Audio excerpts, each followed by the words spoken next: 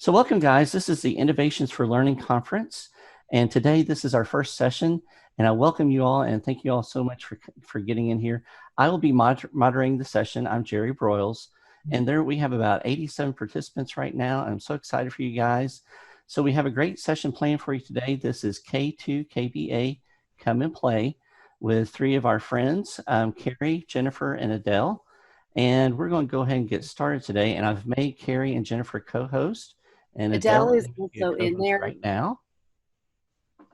Here we go.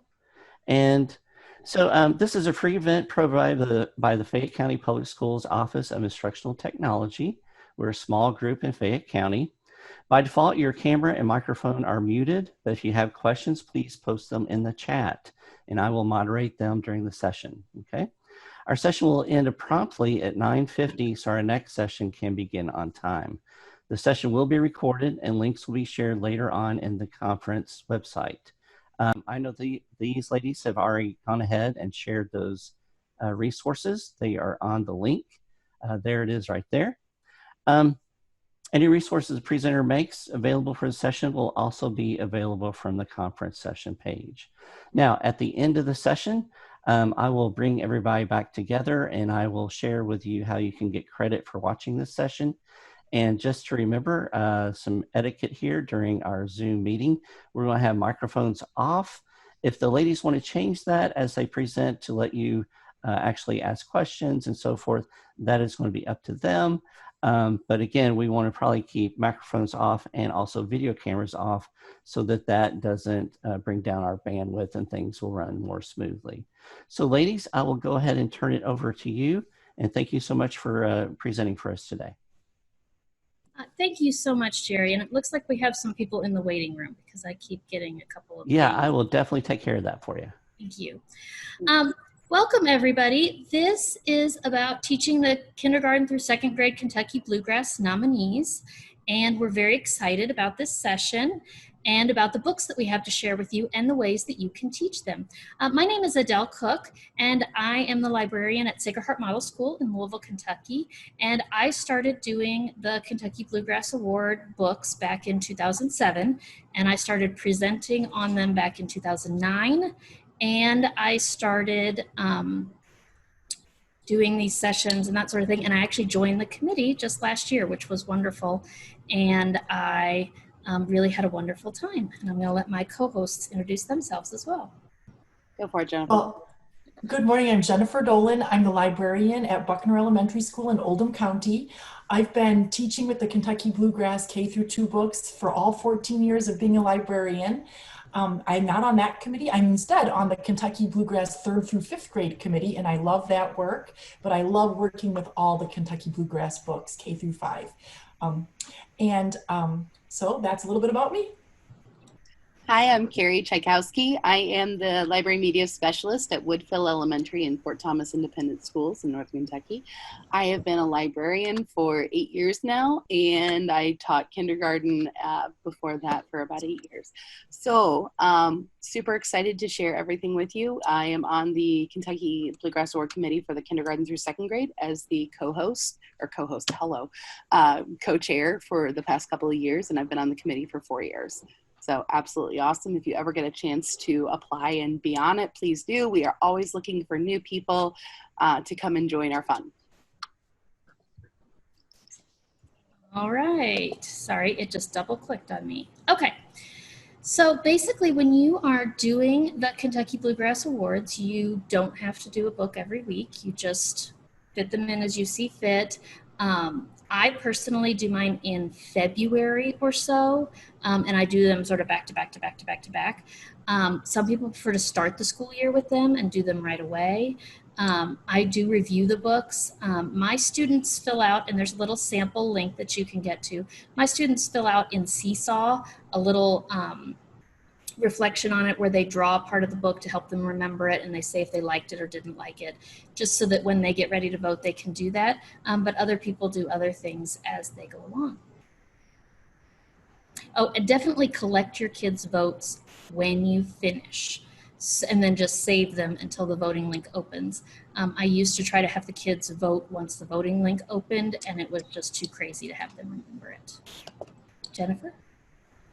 Okay, so for each week, I usually start the year pretty much maybe like in October, starting the books and try to do a book or so a week. But what you need to do is always keep all the books fresh in the students' minds. So with each lesson, I always remind them of the book we had before. And then I always kind of take a little temperature check with them on which one they're liking best so far and comparing the books and discussing. Now, when you're ready to vote, that's the exciting thing. You can do it through like a Google form if you want. You can do it like with an iPad where they pick their pictures and send them. Or what I do is I actually have a printout of all the book covers, and the students will circle their book and actually stuff it in an actual ballot box because they get pretty excited about voting, just like their moms and dads vote. All of those ballots and everything are available on Castle website down there at the bottom. You can just print them off, and they're really a great tool. There's also other lesson plans and bookmarks and things like that on that website that you are able to print. So print and go is always good. Each lesson we've come up with a bunch, or each book we've come up with a bunch of different expansion ideas, things that you can fill your time with different, taking the book higher or lower based on the grade level of your kiddos. These are ideas that can be shared with the classroom teacher if you are a librarian and you read the book with you, but they want to go back to the room and do some kind of science or STEM activity to go with it. But it's definitely an extension, and a lot of these ideas are where students can have centers to review the books. So we're really excited to share them with you. So we are super excited about this list of books. It covers a lot of genres. So you have the opportunity to discuss all of these genres with your students. I'm excited about science fiction. I told the ladies that I almost never get a chance to talk about science fiction with my younger students because there isn't a lot of science fiction out there for the little ones. We also noted any additional elements you might want to bring up, like the fact that there are author's notes or poetic elements, or one book has a recipe, another book has a timeline. Those are things that you can use to add. And then the different literary terms discussed in these books, and each book is marked with which literary terms can easily be discussed with it. I know that I do try to support the teacher classroom learning by pointing out some of these things as it can help, but I also like them to see them in stories so that they'll recognize them themselves when they read stories, such as things like prediction or repetition, and why they would see those things, or how imagery would really help them experience the book. All right, this is it. Let's get started. What you'll notice that we do is in the list of 10 books, we have tried to find books that would often pair together. That way it would be an easy lesson if you have extra time and you wanted to do 2 books in one lesson. So the first 2 books are No Room for a Pup and Once Upon a Goat. And we are kind of showing them together because, as you can tell, they're both folktale / fairy tale inspired fiction. And I'm going to focus first on No Room for a Pup, which is folktale inspired based on a Yiddish folktale. And let me just tell you just a little bit about the book, just very short bit. So there's a little girl named Mia, and more than anything else, she wants a puppy. But her mom says there's no room. So Mia gets together with her grandmother, and they plan a way to convince mom that there is room by bringing in all these other animals into their apartment and loading up the apartment to finally the mom realizes that maybe they do have room for just one little pup. So this is just a great story. I know that most of our kids love books about dogs. And what we've done, as you can see, is we've tried to divide it up into kindergarten, first and second grade lessons, along with expansion ideas. But you don't have to use the kindergarten lesson for kindergarten. You could use that for all your grade levels. We just give it to you like this, and then you can choose which one you want. We also always try to pair another book with our book. So that way, if you have perhaps an hour with the students and you have lots of time, you could use 2 books and so forth. So as you can see for kindergarten, the first thing you want to do is share No Room for a Pup, and then maybe discuss shelter dogs and what they're like, and then share that cute story, Can I Be Your Dog? And have those kindergartners maybe draw what their ideal pet would be, or if they're ready to write at that point, to write it as well. For first grade, again, sharing the book, and then going back to that Kentucky Bluegrass book from 2009, Dog Coo, which is a great story about a dog that they adopt, and creating some haiku with that. And for second grade, we thought we could focus more on the service aspect of helping others, and maybe talk about do a random act of kindness. And then we've given some ideas there about making fleece tie blankets for shelter animals, maybe even just discussing gratitude and showing what gratitude is. And we kind of have linked, if you can see down there, like maybe if it's a social emotional learning activity or if it's a library activity, they could research their favorite pets. Also, this book is beautifully illustrated with a medium of watercolor. Maybe the students have some chance to explore that medium in your library.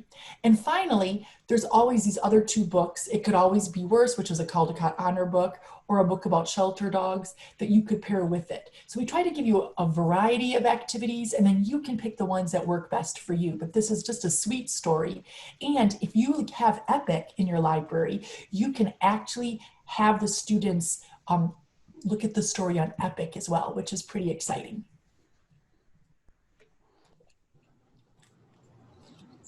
Okay, so I'm going to be sharing Once Upon a Goat. I adore this story. It is a great fairy tale that's a little bit messed up, as all great fairy tales are.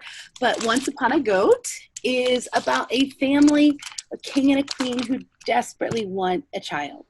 So they start talking and thinking, and they really want a kid. Any kid will do. The fairy godmother shows up, hears their any kid will do, and delivers to them a beautiful bouncing baby goat. So they go about, they find that this goat is driving them crazy, but they come to love it. Fairy godmother comes back to visit and realizes this isn't a kid, this is a goat, not a kid baby.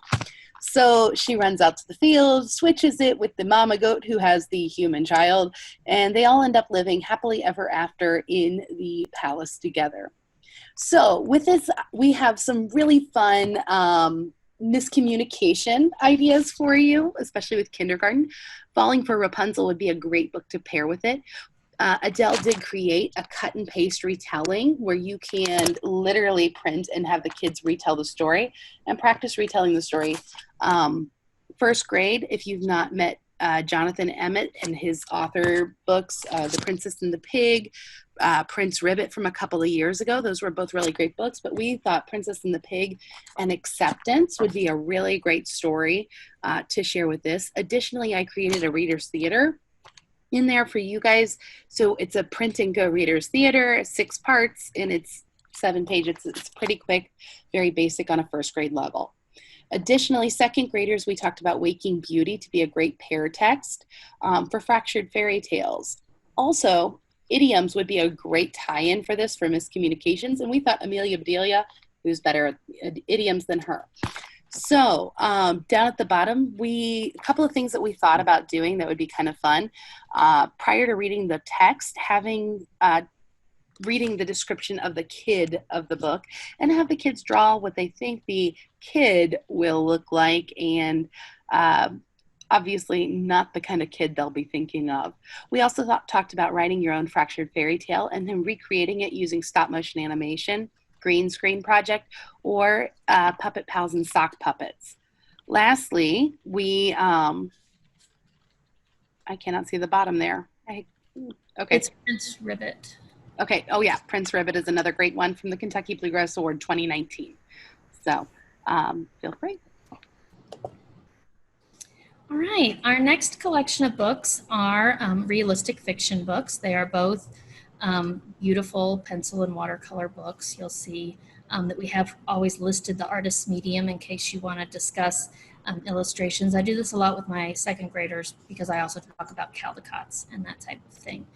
So that gives you an opportunity to talk about that. But I'm going to talk about Poetry first. Poetry is a beautiful book about a little girl who is very shy, and so she has trouble making friends in her classroom, and she decides to write a poem, and she gives it to the tree, this tree. There's a little knot in the tree, and she puts it in there. Well, surprise, surprise, the next day, the tree has written back to her and written a poem back to her. And so it's their back and forth And then she eventually does learn. It's also a great friendship book because she learns who is also writing poems with the tree and that sort of thing. But even though this book is a realistic fiction book, it is not a book of straight poetry. It's a great book to discuss poetry with.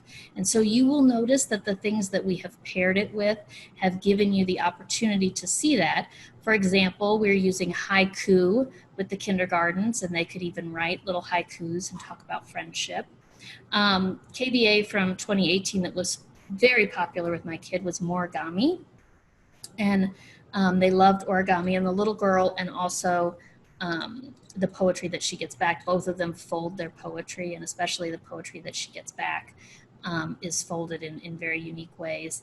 And so I thought origami is something that the kids can really do, and it's something that they don't do as much as they used to, and so it's interesting and different for them. And then I paired it with Dreaming Up for second grade, which is a fabulous book that combines poems that are shaped based on what the poem is about.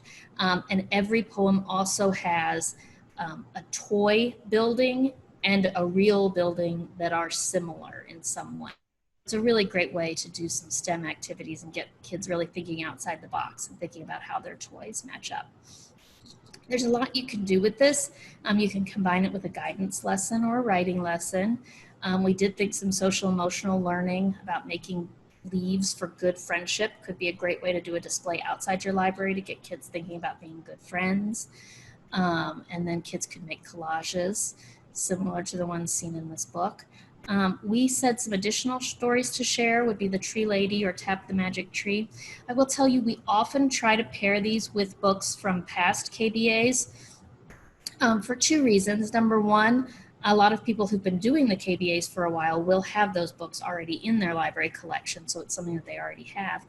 But number two, anything that's past 2009, so all these KBAs that you see here, if you go to the link at the beginning of this presentation, all of my past KBA presentations are on that page, and they start with the 2009 collection. So you could actually get lessons for Dreaming Up if you wanted to make it like a 2-week lesson and extend it and do the expansion ideas for Dreaming Up as well. So that's also there. Okay, our next book is called The Remember Balloons, and this is a very poignant story about a little boy who loves his grandfather very much, and his name is James, and the grandpa is actually experiencing dementia, or Alzheimer's perhaps. They don't clearly say exactly, but the boy always loves spending time with his grandfather because they have all these balloons, and the balloons are bright and colorful, filled with wonderful memories that they've shared. And so what is happening is as the grandfather is losing his balloons, and he's losing all those memories, and it makes James very sad. But he starts, as grandpa's balloons start to float away, but he starts to realize that he can hold those balloons in his heart and have those memories of he and his grandfather together. So it's a poignant, beautiful story that actually made me cry. It makes a lot of people tear up, especially if you've had an experience with someone you loved who's had dementia. But what we thought we could do is that there's a wonderful book called Noodle Magic that was a KBA book that you could pair this with, that's about a little girl and her grandfather. And perhaps you could use string or yard, some kind of string to actually create letters and make some beautiful pictures with string. In first grade, share the song and dance man and Remember Balloons, and talk about the older people in our lives who are important to us. It doesn't even have to just be grandparents. It could be any older individual that's important to the students. And what can we learn from older people? And in second grade, we thought about Wilfred Gordon MacDonald Partridge, again, the Remember Balloons, and maybe talk about some of the challenges that people face as they age. And maybe the students could take time to write cards to nursing home residents, especially in this time of our pandemic. A perfect thing that they could do is to write cards that we could then deliver to the nursing homes, and it would brighten everyone's day. And some of our expansion ideas that we were thinking were that they could take Balloon Home, a paper balloon, and they could actually ask an older adult in their lives for some memories and write down their memories, and then they could bring it back and we could do a big display of all the balloons with the memories. Or they could do like a Mod Podge tissue to make like with the balloons and make like a sort of a filter and have the students write their own memories. Now, we're not trying to push teacher pay teacher at all, but if you always are looking for different extra ideas, there are some different teacher pay teacher activities that are available. They do cost money, these ones aren't free, but if you're looking for some other expansion ideas, they had some great ideas too. And then we thought another thing that they could do is that we could just kind of compare, that was then, what was it like back then, and what is it like now, the grandparents they could ask. And also they could share when I was young. I can't see, is there another book? No, it's just when I was young in the mountains. When I was young. But this is just a beautiful, poignant story. You might just want to have tissue nearby if you happen to be a sensitive person like I was.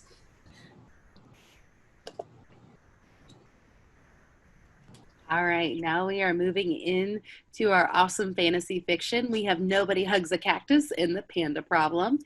Lots of themes of personification, dialogue, speech bubbles, and we're really excited to share these with you. So, Nobody Hugs a Cactus. I absolutely love the grouchiest cactus you have ever met is in this book.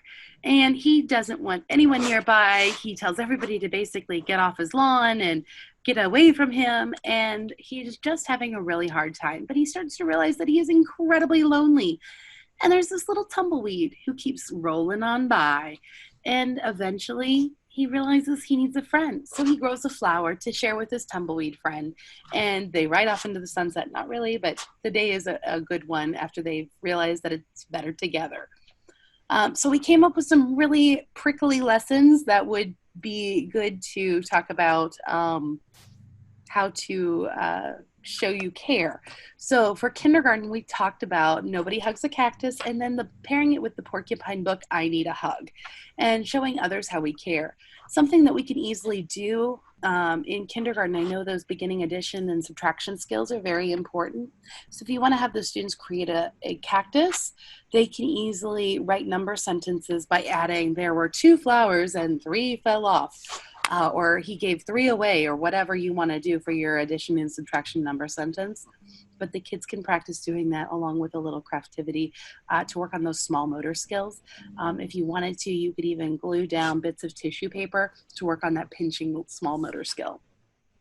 For first grade, we thought about doing Nobody Hugs a Cactus and the book Hug Machine, again, showing how we care.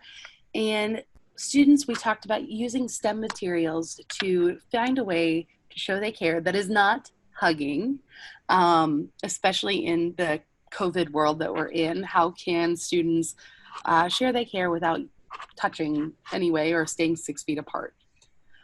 For our second grade lesson, we did Nobody Hugs a Cactus and Alexander and the Terrible, Horrible, No Good, Very Bad Day. Because Alexander, of course, has a very bad day and he wants to move to Australia, as I'm sure we all have those kinds of days. But this led to, for me, I'm a leader in me school, and one of the things that we talk about is our circle of control, things that you can control and things that you can't control. So there is an example and a print and go circle of control sheet for you if you want to talk about that with your second graders. This is a really great lesson for guidance to come in and talk about circle of control, how you can control yourself, control your emotions, choose your own weather. But we also thought this would be really great for desert biomes and all the animals that live there, so it'd be great for a research book. You could explore watercolor paintings with desert colors, and we also talked about Southwest pottery a little bit because our lovely cactus friend is sitting in a very lovely Southwest pottery bowl. There are a couple of TPT activities that do cost money, and the publisher also did come up with some great downloadable free activities, especially Are You Bored, Angry, Sad? Talk about feelings and emotions in your classroom, and it's a really great tool that I highly recommend for you. And that additional book to share, I know it's cut off on some. Sorry. It's showing on mine, so I'm not sure why it's cut off on some. But the 2 books that we added were Armadillo Chili. If you've never seen that one, it's super cute. And then also the Trickster Tale, Coyote, illustrated by McDermott, the traditional Southwest Trickster Tale. All right, continuing on, we have an adorable book called Panda Problem. I will tell you that when I took this one out of the box, I was like, I have to go read this to a class. And I took it to a junior kindergarten class, and they just loved it. The panda in this story is basically talking back and forth with the narrator, and the narrator introduces him as the main character and then mentions that he now has to have a problem, because that's what happens in books. And the panda's like, yeah, I don't have any problems. Like, I have no problems. And the narrator's like, no. In order for this to be a story, we really have to have a problem and a solution. And so the panda decides to become the problem for the narrator. And so at that point, the narrator completely loses control of the story and has to figure out how to deal with this panda who has gone a little rogue in his story. So it really is wonderful, with whatever grade you're doing it with, to talk about how stories work and what parts of stories you have. In kindergarten, we paired it with Panda Kindergarten, which was a KBA in 2011. If you have not read it, it's fabulous. It's about in China, where they are raising the panda cubs and how they teach the panda cubs what they need to be able to do in the wild. And you can talk about the difference between fiction and nonfiction, which is a wonderful kindergarten skill. In first grade, we combined it with Xander's Panda Party, which also has a very clear problem and solution. So it really does come up with a good way to show the kids, have a problem, come up with a solution. And so we said you could even create a puppet show or do something with technology using the Sock Puppets app or something to show having a problem and having a solution and solving that. And then in second grade, Chili Da Vinci is a new book. And when I found it, I just fell in love with it because Chili Da Vinci is an inventor. And his inventions generally go very wrong and create problems. And then he has to solve his problems. So it's also a really nice way to solve Chili's problem. And I had my kids come up with, I read it last year and had my kids come up with other ways that Chili could have solved his problem. But this is a great STEM if you combine it with something like Chili Da Vinci, where you can solve problems. We also found that when a lot of times when you're thinking about younger students and the fact that they need to learn how to say how things are alike and how things are different, that pandas and penguins are a really interesting combination to put together, because there are a lot of things the same about pandas and penguins, and there are a lot of things very different about pandas and penguins. So it's something that doesn't have as much gray area as some of the other things might. There are a lot of ways you could Skype or do a live cam. A lot of people have posted online different live cams where you can peek into zoos or hear talks from zookeepers. Amy Lemons has a lesson for Panda Problem, and it's free. And then Teachers Pay Teachers also has a Pandemonium printable board game. I can't play board games at my school right now because of COVID, but I'm hoping we'll get there at some point. And it's super cute, and it's free on Teachers Pay Teachers, and there's a link. We also said you could share it with Panda Bear, What Do You See? Which is a wonderful one. And also Amanda Panda Quits Kindergarten, which is adorable as well. So I feel like there's a lot you can do with this book, even though the book itself is pretty short. All right, our next two stories that we're going to talk to you about are nonfiction stories, and that's always great to pair nonfiction stories together for the students. These two stories are Greta the Great Horned Owl and Our Flag Was Still There. And you see that the great thing about the literary elements in Greta is that there's a whole question and answer session at the end with the author about Greta and rehabilitating animals and what happens, and it's wonderful. And in the Our Flag Was Still There, they have the timeline and an author's note and some original sources. So there's just some great things there that show you some great things. So the next thing we're going to do is, let's see here. We can move ahead to the next slide. I don't know if I have that power. Okay, Greta the Great Horned Owl. So this is a story of an owl who was hunting one day, and this is true, and she was trying to go after some prey, but what ended up happening was she was struck by a train, which you might think, oh my word, instant death. Well, no, some kind person did rescue Greta, and they were able to bring her to a wildlife rehabilitation center, and that is the beginning of her story. The vets swoop in, there are surgeries, they do all sorts of wonderful things with these fabulous photographs that just illustrate everything that happens along the way up until the very end, where they are able to return her to the wild and she can prove that she can still hunt. So this is just an amazing story, especially for the kiddos, to see how we can really rehabilitate animals and what we can do to help. You can always, for kindergarten, you could pair this with a cute little fiction story, and you do the whole nonfiction, fiction, what is nonfiction, and look at Little Owl Lost, talk about a loved one. There's all sorts of fiction and nonfiction animal books that you can use to kind of prove the point there. For first grade, we thought you could go and pair it with that beautiful book, Beauty and the Beak. Now, one caveat there is that Beauty and the Beak is an incredibly long book, and you wouldn't be able to read it all in one session with your students, especially in first grade, but you could just pick portions of the book and you could talk about the photographs, you could look at everything and pair them together. And another thing that you could do, especially as a librarian, I know I like to always point out about how the author includes the photos and how they're copyrighted, and how when we take pictures or when we write words, there's such a thing as copyright, and you could kind of introduce that idea of ownership and how we address that. For second grade, we thought you could share Owl Moon, and then you could also practice with them looking online and how we find images and how we actually give them proper credit. It's never too early to start talking about citing sources properly.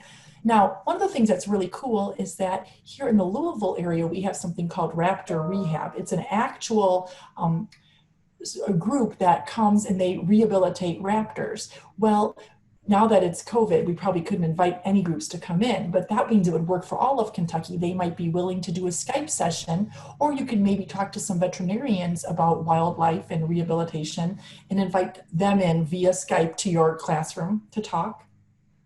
You could also, because they always talked about how they measured her wingspan, you could do some lessons with measurement, or looking at an owl pellet and dissecting an owl pellet would be really cool.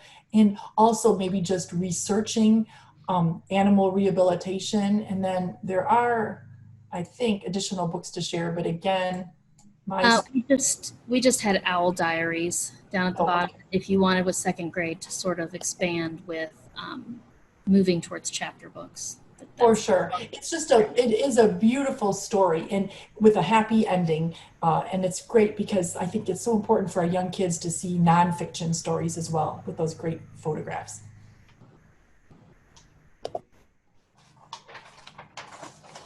So we also have this great historical book about the creation of the Star-Spangled Banner and the creation of the giant flag that hung over Boston Harbor during the War of 1812. This book is a beautifully illustrated book about Mary Pickersgill, and she actually learned her trade from her mama as a flag maker. Her mama was a seamstress during the Revolutionary War and sewed flags and uniforms and things of that nature. But Mary grew up and stayed in the family business, if you will. When the ships were coming from England, they were able to figure out that they were coming to basically recapture Boston Harbor, and Mary was commissioned to create a gigantic flag, 30 feet high and 42 feet long, and she had 3 weeks to make it. So she worked tirelessly for this flag to hang over over Boston Harbor, so the British could see the flag. It was an absolutely beautiful sight to see. It inspired the Star-Spangled Banner by Francis Scott Key, which was originally a poem later turned into our national anthem. And it's a really great introduction to the War of 1812. A lot of our kiddos have no idea what the War of 1812 was. So this is a really interesting time in history. You can also throw in the White House was burned, all those great moments that, well, not so great moments, but moments that the kids need to know to be able to distinguish the 1812 War versus the Revolutionary War. So for kindergarten, first and second grade, we decided that this was a really good time to introduce the Star-Spangled Banner.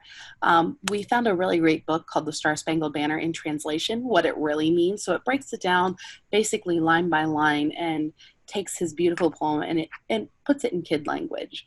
So that is a really great book for that. Additionally, there's a lot of good age-appropriate materials in the back of this book, including how to read ship flags, which we thought was pretty cool.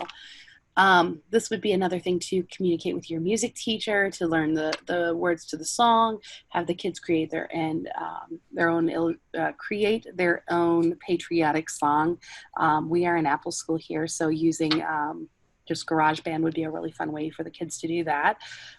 We also talked about maybe bringing some sewing materials in and letting the kids practice stitching and see actually how hard it is to sew, because a lot of our kids don't have that basic soft skill, even stitching on a button.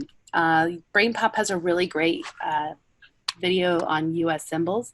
And then we've also talked about finding a conservationalist either at a local museum or at the Smithsonian and having a video chat with them.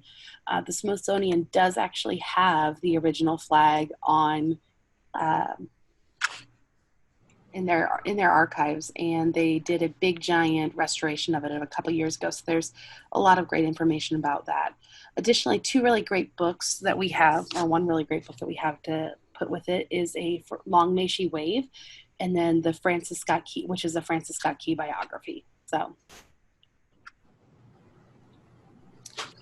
yep, let me slide to the next one. So our last grouping is actually not a grouping, because we found that we had logical groupings for everything else, but we were not going to force these two amazing books to fit into some sort of weird whole category. together. Yeah, we were not going to do that. So here we have a biography and we have science fiction. So we're going to start with the biography first. This is a beautiful biography. It is the story of Janet Collins. I know that Misty Copeland has a book coming out and has been getting a lot of recent media attention and that type of thing, but I think it is also important to go back to Janet Collins, who was dancing at a time when Black dancers were really not part of anything per se. And so this story actually is very accessible to the children, the story itself. It's written in rhyme, it's very poetic, it rolls off the tongue very easily, so it really is a very easy book to read, but then it gives you a lot of depth for things that you can talk about that really are relevant to not only what's going on today, to what went on in the past, and to what we want to look towards in the future as we look to teach anti-racist teachings and to teach our children to really respect everyone and respect each other. So there is a website that is listed here that shows you that gives you more biographical information about Janet Collins, so that you would be more informed before you even started reading the book to your children, so that you might be able to answer some of their questions. And there are some video clips on there, and there are also some video clips on YouTube. Now, I will tell you that these video clips are in black and white because of when they were recorded. The quality is not super great. But it really is good to show kids that important piece of history so that you can see what was going on. It's also a great book about perseverance, and so that's something that our kids can take from it about working towards your goals and continuing onward. You could add this to something like movement. You could do a ballet lesson or something with the kids, just to try to get them to realize that it is really harder than it looks. It's not just stand up and dance. There's actually a lot to it. You can add in information about Misty Copeland and have them look up information, especially with the older grades. There are Teachers Pay Teachers activities that are pay activities for this. Again, we only link them so that people can look at them if they want to, but we are very much in favor of free KBA stuff for you to do, and that's why we try to give you so many ideas. We thought additionally you could share Unstoppable Garrett Morgan, which is actually on the KBA 3 through 5 list for this year, but it is another biography about perseverance. There is a book that's been out for quite some time. It's called A Dance Like Starlight, and it is also about Janet Collins, so it's a nice pairing. But it's more just a story, less of a biography and more of just a story. But Janet Collins is the main figure in that. And then also Bunheads is going to be released on September 29th by Misty Copeland, and she already has a book out called Firebird, which is one of the first ballets that Misty Copeland got to be the actual lead dancer in. So I don't think it was her first, but it was one of the early ones. And she has released a book with the story of Firebird, which was also tell you a little bit more about that. All right. It's beautiful. Well, our very last Kentucky Bluegrass book that we're going to share with you today, the last one, is called Zombies Don't Eat Veggies, and it is adorable. So imagine the story is of little zombie Mo Romero, and he loves veggies. Not the typical zombie fare, veggies, tantalizing tomatoes. He just loves them. And his parents, of course, think he's very strange because he doesn't like the normal zombie food that they do, like brains and fingers. So it's the story of how Mo tries to convince his parents to try veggies and what they do to understand each other. And it's a little bit about how he tries to explain that that he's okay liking veggies and they're okay liking what they like. And it's sort of like how he tries to fit in and be himself while also being a zombie. One of the neatest things about this, just so you know, is that it is on Storyline Online. And so it's free and you can watch and listen to the story being read. And there are all these great activities on Storyline Online as well that I want to make sure to tell you about because they are awesome. But for kindergarten, we thought you could perhaps pair it with Badger's Fancy Meal, which is about a badger who is trying to come up with the food, and every time he tries to do something, something else goes wrong. And we thought maybe even what you could do is get a grocery flyer for the students. Each one has their own flyer. No one's touching anybody else's, of course, and they could sort what's healthy food and what's not healthy food. Then we also thought that for first grade, they could look at something like the book I Eat a Rainbow and talk about healthy eating habits. Because of course, at the end of Zombies Don't Eat Veggies, there is a recipe. So you could have the students talk about recipes. Maybe they could copy down a recipe that they want to try at home. For second grade, something extra fun. I know it's a book that the kids in my library just love. You could share It's Disgusting and We Ate It, or something like that, and talk about different foods that people eat around the world and in different time periods. And maybe even kind of to extend it further, give them grocery flyers and let them budget for a healthy meal, trying to plan a healthy meal within a certain budget. And then, of course, for expansion ideas, preparing things from a recipe, showing them what the world eats, or this is how we do it.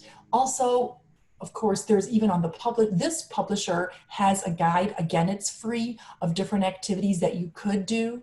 And then if you really wanted to push it farther, they could look at something like, just for fun, Misunderstood Shark Friends Don't Eat Friends, or the Ultimate Food Atlas, where they could look and see different foods from all around the world.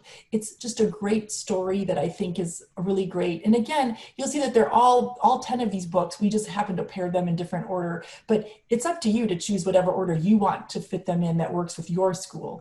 It can be whatever order you want. Maybe you want to start with Zombies Don't Eat Veggies.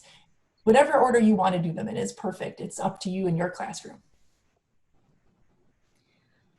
All right, here is the link again, and I know that the actual presentation is linked in the documents on the website. And then here are also our email addresses for questions, but we will take some questions right now. And I think Jerry has been moderating our chat to see about our questions.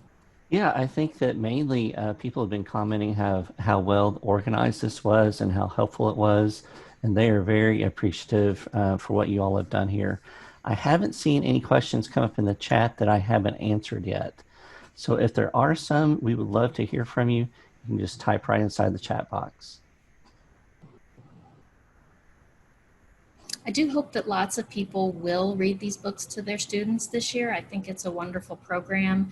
And I really do think it's special that it gives the kids a common base across the state of Kentucky. I mean, someone who's in Louisville and someone who's in Fort Thomas could say, oh, you know, I read that book when I was in kindergarten too. And it gives them that connection. Absolutely. Absolutely.